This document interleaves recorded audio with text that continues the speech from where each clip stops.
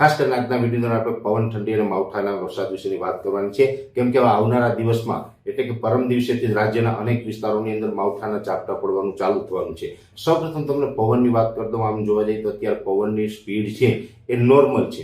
Normal એટલે કહી શકાય કે 10 થી લઈને 15 કિલોમીટર પ્રતિ કલાકની ઝડપે અત્યારે રાજ્યના અલગ અલગ વિસ્તારોની અંદર પવન ચાલી રહ્યો છે. આ પવનની સ્પીડમાં કોઈ મોટો બદલાવ આવે કે કોઈ ઝડપમાં વધારો થાય તેવી શક્યતાઓ નથી. રાબેતા મુજબનો આ 10 થી 15 કિલોમીટરની ઝડપનો પવન છે ચાલવાનો છે. આ એક ચોક્કસથી છે કે જે વિસ્તારોમાં માવઠું થશે ત્યારે જ્યાં છાટાછૂટી ચાલુ હોય, ઝાપટાઓ પડવાનું ચાલુ હોય ત્યારે કદાચ એ લોકલ એટલા વિસ્તાર પૂરતું પવનની સ્પીડ વધી શકે છે.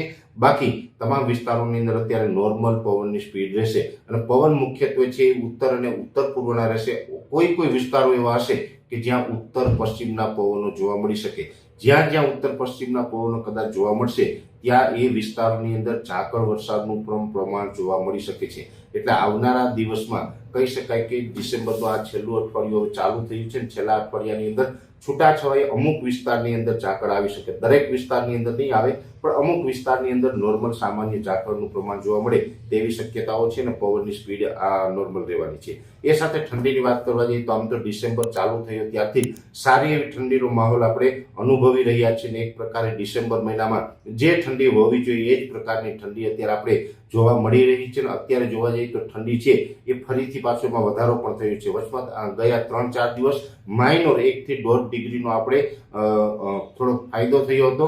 1 થી 1.5 ડિગ્રી તાપમાન ઊંચું આવ્યું હતું અને ઠંડીમાંથી થોડીક રાહત મળી હતી. પણ ફરીથી પાછો ઠંડીનો માહોલ યથાવત થઈ ગયો છે અને આ ઠંડી હજી કન્ટિન્યુ રહેવાનું છે સંપૂર્ણ ડિસેમ્બર મહિનો. એટલે કે 31 ડિસેમ્બર સુધી ઠંડી કન્ટિન્યુ જ રહેવાની છે. કોઈ રાહત મળવાની નથી. હા, ડિસેમ્બર બાદ જે જાન્યુઆરી મહિનો છે એ મહિનાની અંદર તો ખૂબ તીવ્ર ઠંડી પડવાની છે.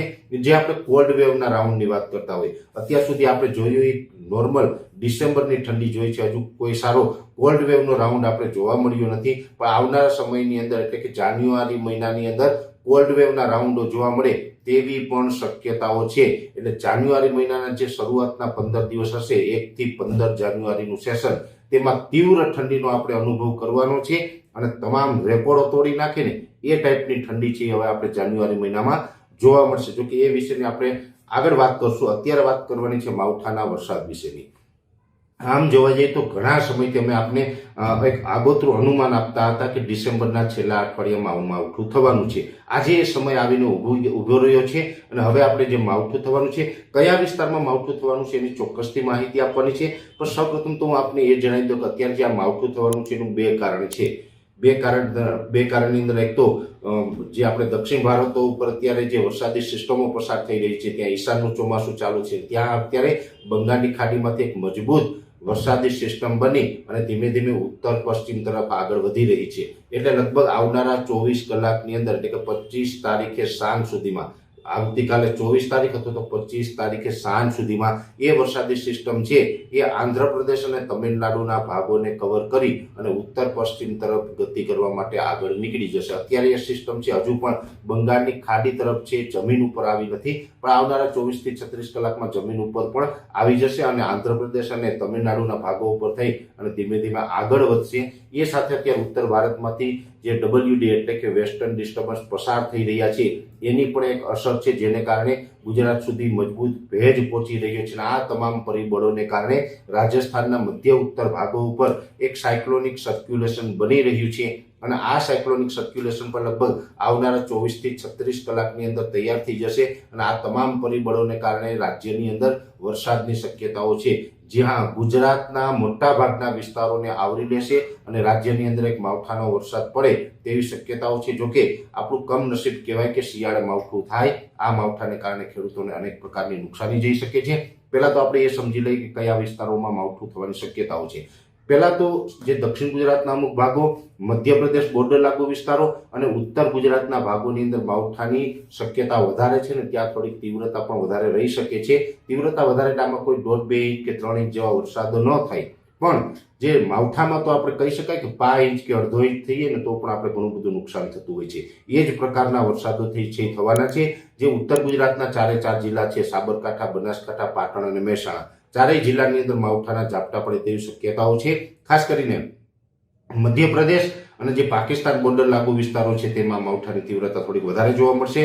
વાવ, થરાદ હોય, દિયોદર જેવા વિસ્તારો છે, ધાનેરા, ખાવર, નેનાવા જેવા વિસ્તારો છે, એ વિસ્તારોની અંદર તીવ્ર માવઠું થઈ શકે છે.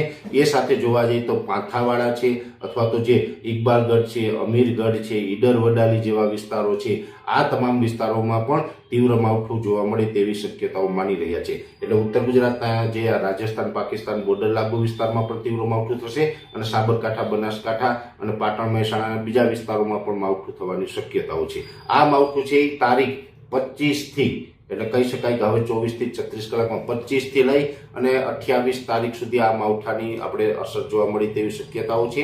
એ પછી 29 તારીખથી રાજ્યનું હવામાન છે ફરીથી ખુલ્લું થઈ જશે, પણ ત્યાં સુધી રાજ્યના અનેક વિસ્તારોમાં ઘાટા વાદળ થઈ જશે અને એ 25 થી 27 તારીખ સુધી માવઠું થવાનું છે. એમાં ઉત્તર ગુજરાતના ભાગોમાં તો થવાનું છે.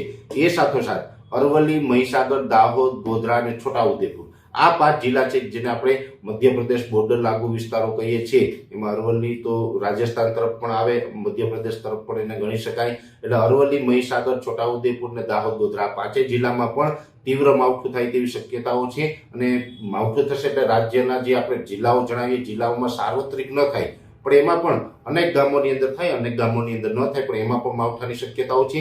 એ સાથે દક્ષિણ ગુજરાતમાં પણ વલસાડ હોય, નવસારી હોય અથવા તો ડાંગ જેવા વિસ્તારો છે, તાપી જેવા વિસ્તારો છે, આ તમામ વિસ્તારોની અંદર પણ હળવાથી સામાન્ય માવઠું થાય તેવી શક્યતાઓ છે. એટલે દક્ષિણ ગુજરાત, મધ્ય ગુજરાતના અમુક ભાગો અને ઉત્તર ગુજરાતના ભાગો, એમાં ખાસ કરીને મધ્ય ગુજરાતમાં પણ અમદાવાદ, ગાંધીનગર, કપડવંજ, આણંદ, નડિયાદ જેવા વિસ્તારની અંદર અતિ ઘાટા વાદળ અને કોઈ જગ્યાએ હળવા સામાન્ય છાંટછૂટ થાય તેવી શક્યતાઓ માનીને ચાલવાનું છે.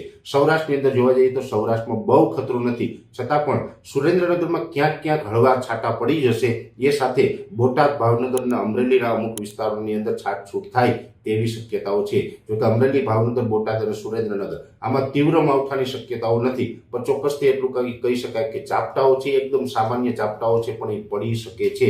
સૌરાષ્ટ્રના બીજા વિસ્તારોમાં બહુ ખતરો નથી, પણ વધારે પડતા ઘાટા વાદળ થવાના છે અને વધારે પડતા ઘાટા વાદળ થઈ આવે અમુક જગ્યાએ, કોઈ જગ્યાએ એકલ દોકલ 1-2 ગામમાં, 5 ગામમાં ઝાપટા પડી જાય તો એ અપવાદરૂપ રહેશે, પણ બીજા વિસ્તારોમાં શક્યતા નથી. કચ્છની વાત કરવા જઈએ તો કચ્છમાં પણ મોટા ભાગના વિસ્તારોની અંદર વાદળછાયું વાતાવરણ જોવા મળશે અને કચ્છની અંદર એકદમ છૂટા છવાયા હળવા સામાન્ય ઝાપટા જોવા મળી શકે છે.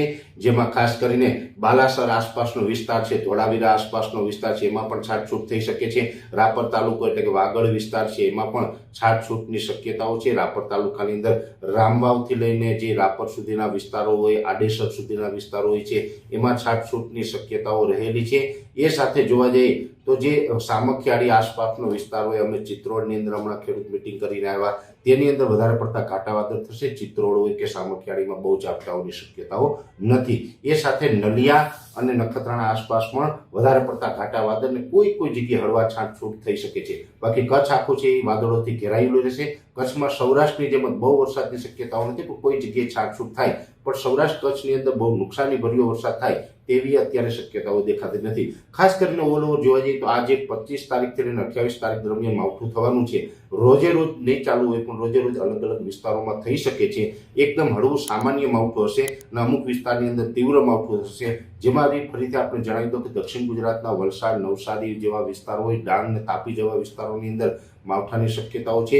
છોટાઉદેપુર, દાહોદ, ગોધરા, મહીસાગર અને અરવલ્લી જિલ્લામાં પણ માવઠાની શક્યતાઓ છે અને એ વિસ્તારોમાં મધ્યપ્રદેશ બોર્ડર લાગુ વિસ્તારમાં તીવ્ર માવઠું થઈ શકે છે. ઉત્તર ગુજરાતમાં પણ સાબરકાંઠા, બનાસકાંઠા, પાટણ, મહેસાણા 4 જિલ્લાની અંદર માવઠાની શક્યતાઓ છે. પણ પાકિસ્તાન અને જે રાજસ્થાન બોર્ડર લાગુ વિસ્તારે આવેલા જે આપણા ભાગો છે ગુજરાતમાં, એમાં થોડુંક તીવ્ર માવઠું થઈ શકે છે. એટલે ઓલ ઓવર જોવા જઈએ તો માવઠાની આ કન્ડિશન છે. છતાં પણ આ સિસ્ટમ ઉપર અમારી સતત નજર રહેશે અને આમાં કોઈ ફેરફાર હશે તો ચોક્કસથી અમારા તરફથી આપને આ વિશેની માવઠા વિશેની માહિતી આપવાની છે. પણ આ માવઠું થવાનું છે જેની દરેક મિત્રોએ નોંધ લેવી, એ પ્રમાણે આગોતરું આયોજન રાખીને કામ કરવું, જેથી કરીને આપણે ખેતી પાકોમાં બહુ નુકસાન ન જાય, જેની દરેક મિત્રોએ